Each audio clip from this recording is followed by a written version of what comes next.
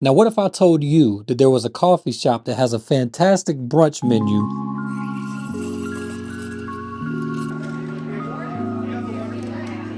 located right in the heart of Florence at one of its probably its most iconic location? Well, that is exactly the case at FE Pops. And so we are about to sit down with Mr. Tommy Bolger and get an exclusive inside look of FE Pops at 5 Points. So let's go.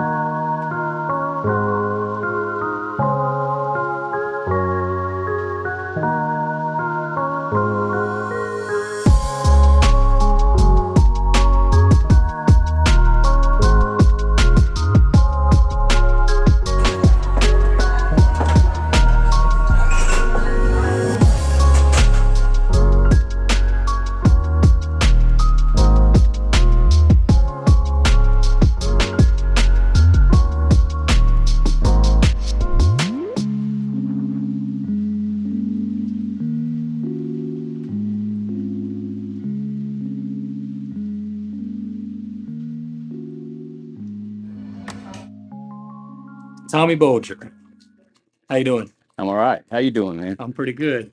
Thanks for bringing us in and letting us do this. Man, I'm glad you're here. I think a lot of people would like to hear. Why don't you take us back in time and walk us through what took place to get here at 5 Points here today? Wow.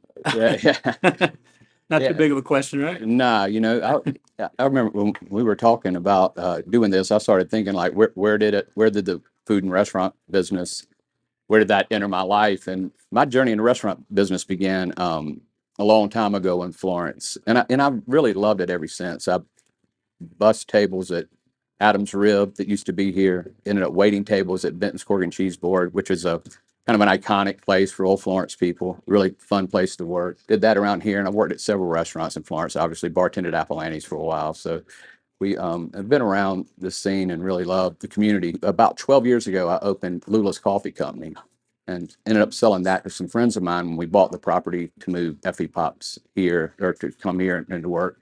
Sold that to August Langley and his team, and they took over Lula's. And we came here in 2017, planning on renovating the place and hitting the ground hard. We had pretty significant construction delays, which rolled us perfectly into opening this place. Literally like 2 days after the shutdown for COVID began. Anybody knows when you open a place, that's where your momentum is. And we opened when the world shut down. So we kind of just ease into the thing. But we're still here. Well, Florence lost a bunch of good restaurants during COVID, and for some reason we're still here, and we're still working really hard. We had to overcome a bunch of obstacles, but the community, we've got some amazing customers, amazing community here, great staff. We're still plugging away at it. We we didn't qualify for any of the government programs, so we've really been rowing and belling water, but we're Yeah. still here, man. We really are beginning now to, I think, to come into our stride of who we want to be and where we're going. It's really confusing when you think that you have a moment going somewhere, that something like the world's biggest pandemic that we know hit. The worst And so, possible time. yeah, it was insane, man. I really I learned a lot about myself. I learned a lot about losing your mind. It was an incredibly eye-opening time. We were doing dinner when we first opened, which is strictly dinner. Yeah. And we were just open Wednesday through Saturday. And so we decided to last not this Christmas, Christmas before last, we decided to stop dinner and began lunch, which was a great pivot for us. It schedule wise, response from the community wise. Uh, People seem to really like it. And we added Sunday brunch this Christmas. And so we're going 7 days a week now, from 7 in the morning until 6 at night. We're wide open. We've got all kind of things coming down the chutes. We want to do events this year. When I was at Lula's for years, we did events 3 or 4 a year. We were start incorporating some of events here. We're going to do more markets. We did a Christmas market this year in December that was really went off a whole lot better than we thought. Just had artesian vendors out in the back just selling their goods, and it was really nice. So we want to do some more of that in the spring, more events. So what's the inspiration behind the name? My grandfather's name was Franklin Edward Brown. All his friends called him F.E., and all the grandkids called him Pop.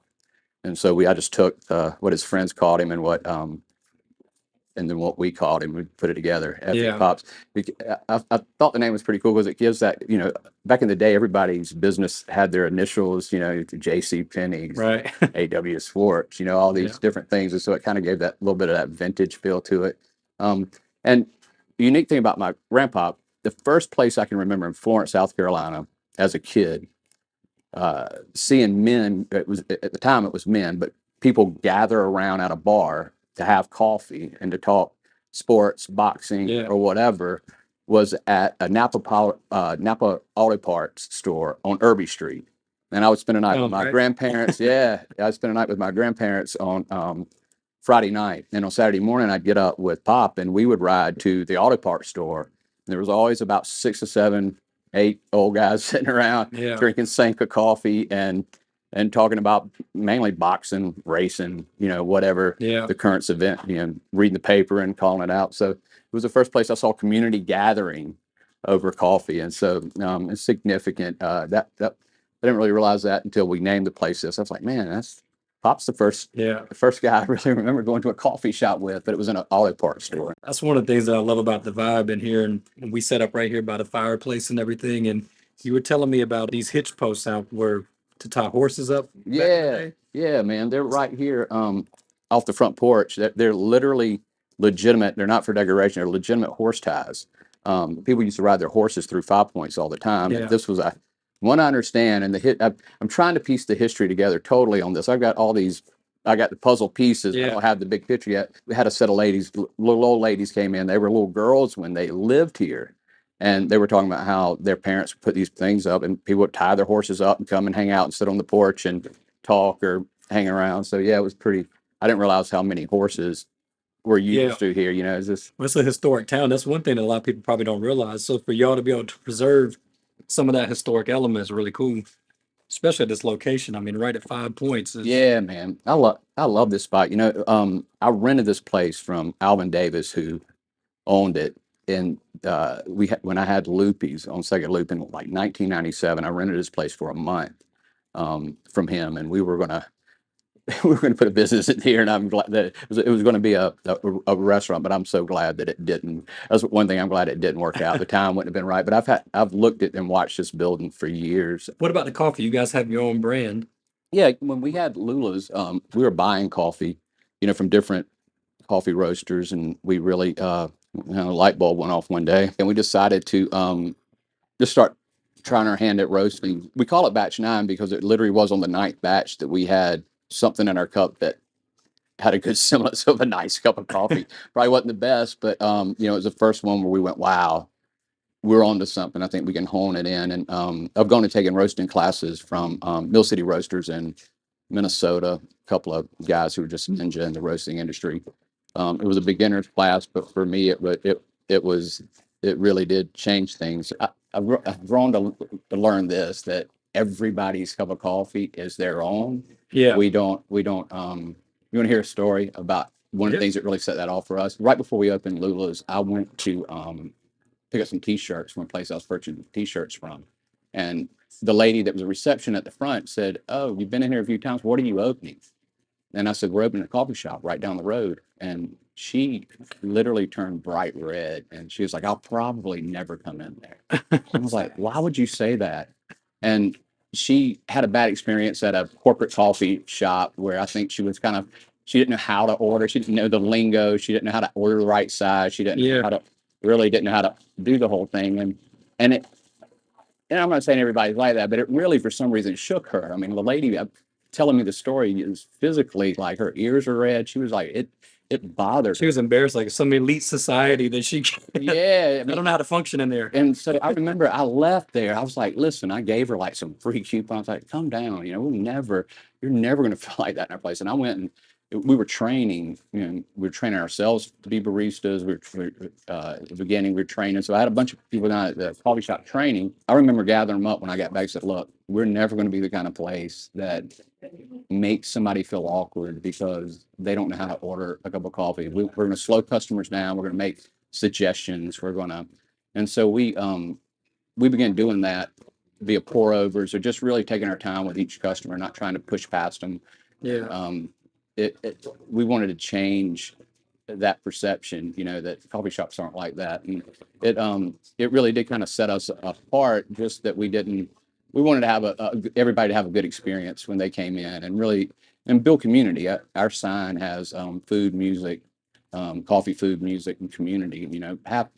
It's the number one reason I'm in this business is for community. It's just I get to see people in and out, that I've known my whole life, and some new friends that I meet. Just a couple of days ago, I had to get to see them on the regular, and so building community is a big part of it. And I knew that if we were arrogant or we treated customers like they were stupid, that community wasn't going to be built. And so we authentically really just tried to slow it down and pace coffee out a little bit different. So coffee roasting and all that kind of just merged, and we've been doing it now since 2017, coffee shop since 2012.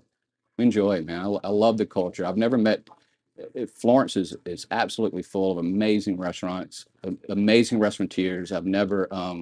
I think you can see some of the fruit of that at the Wine and Food. Where you got all these different people that some would think were competitors, but man, you turn those guys loose all in the same room, and it's a blast. Really good people. We open at coffee at 7 in the morning, and then we do a lunch from 11 to 2:30, and then we're open for coffee after lunch until 6.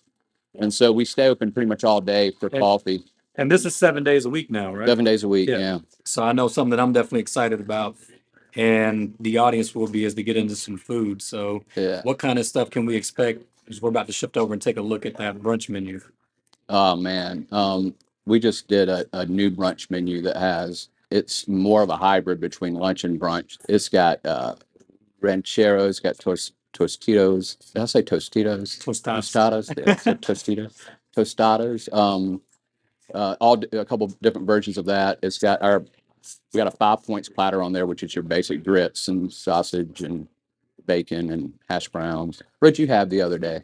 The tostadas, the ranchero. Yeah, the ranchero. It was excellent too. Good, aren't they? Absolutely. Yeah. Chelsea Taylor's back there navigating and creating right now, man. We're following her lead. She's done some amazing dishes for us. She's talking about somebody who's passionate about food. That girl she's That's the key. Yeah, she's our anchor, man. She keeps us rolling. She's done a great job.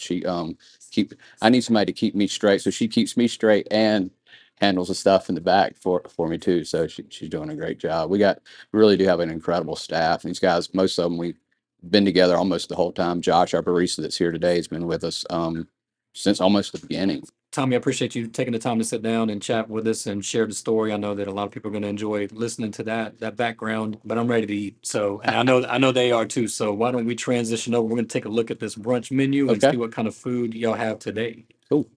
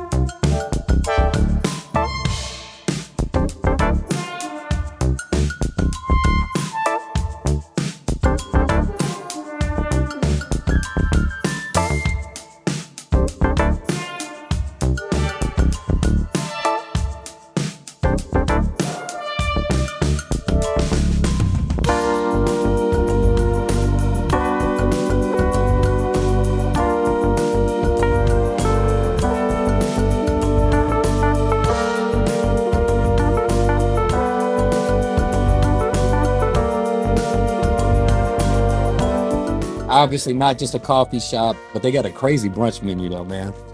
And so this, they call it cowboy hash, potatoes, peppers, onions, ham.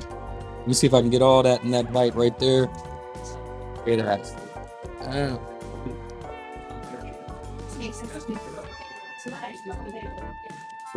They call this the 5 points platter, which I love that name just because hometown buys cheese grits, bacon, eggs, sausage, potatoes, hash browns, whatever you want to call them. Belgian style waffle, whipped cream, strawberries, cinnamon, sugar, syrup. I mean,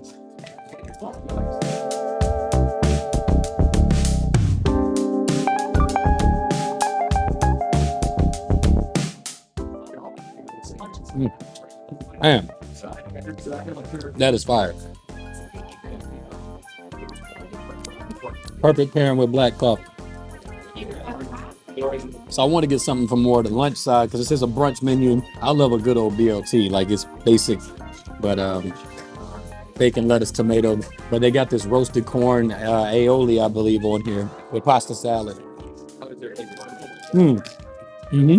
I love a BLT, man. I remember my dad making BLTs out the house when I was like a little kid on Saturday afternoon after cutting the grass. Fire.